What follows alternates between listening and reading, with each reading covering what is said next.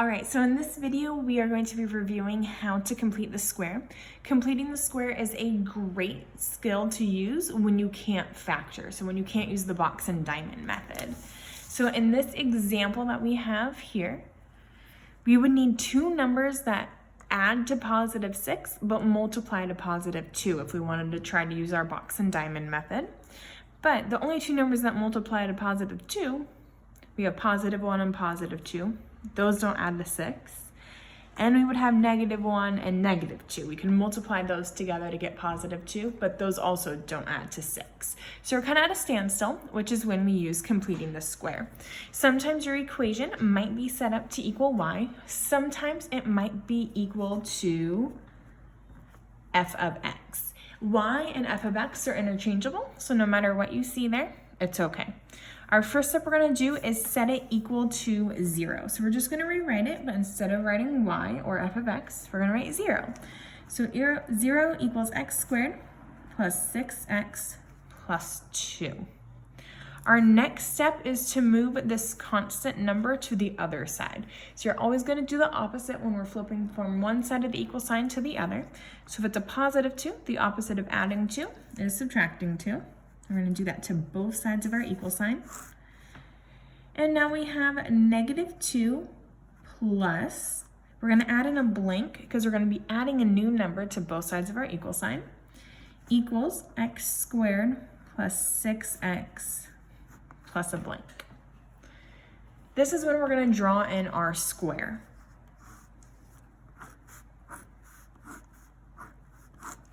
The information over here on the side with the x squared and the 6x is what we're going to plug into our box. So we have x squared. This number right here is 6x. We're going to split it in half, which really just means divide by 2.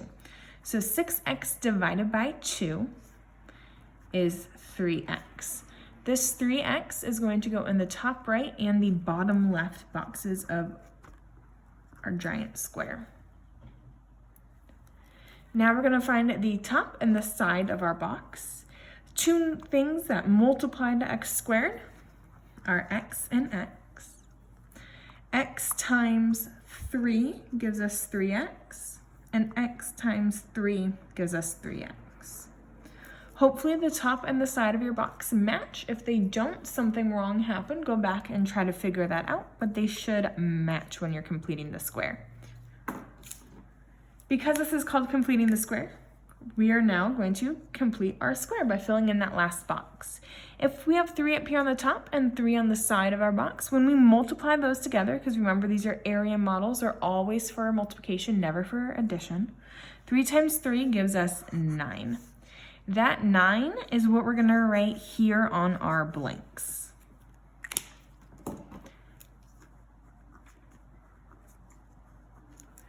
Okay, so we have negative 2 plus 9 on the left, and over here on the right we have x squared plus 6x plus 9. This information here on the right-hand side, it's written out as a sum, but we know all this information came from this box, or it finds a home somewhere in this box, which means we can write it out as this product here. So that right side of the equal sign we can rewrite as x plus 3 squared. Over here on the left, negative 2 plus 9 gives us 7. And now this is where we can start solving for x, which is going to be our x-intercepts. It's where our parabola, we know this is a parabola because it's x squared, crosses the x-intercept, the x-axis. So it's the x-intercepts we're solving for. This method also helps us get a quadratic from standard form to vertex form, which we're going to do in another video, but this is the step where you decide which way you're going, whether you're finding the x-intercepts or going towards vertex form. For the x-intercepts, you start solving for x. So we have 7 equals x plus 3 squared. Our goal is to get x by itself.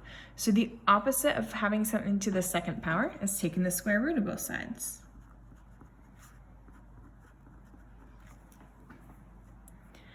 The square root of 7 is going to be a decimal, so we are going to leave it as the square root of 7. But remember, when we take the square root of a positive number, we get plus or minus the square root of 7. To move this positive 3 to the other side, we're going to subtract 3 from both sides. So now we have our x, that's all alone, which is what we wanted, and we have negative 3 plus or minus the square root of 7. So our x-intercepts would be negative 3 plus the square root of 7, comma 0, and negative 3 minus the square root of 7, comma 0. Those would be our two x-intercepts.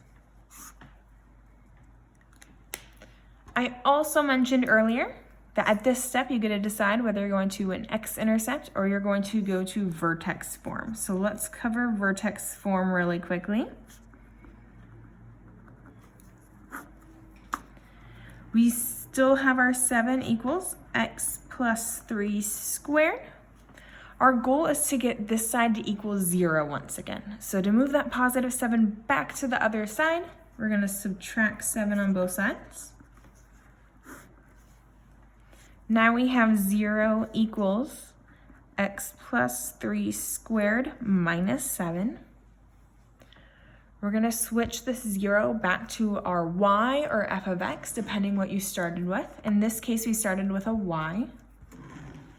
So we're going to say y equals x plus 3 squared minus 7. From here, we can find the vertex of this quadratic, which would help us graph it. Our vertex is the opposite of the number inside of the parentheses, so the opposite of positive 3 is negative 3 minus 7. And that's how you can use the completing the square method to find x-intercepts and to find the vertex of a quadratic.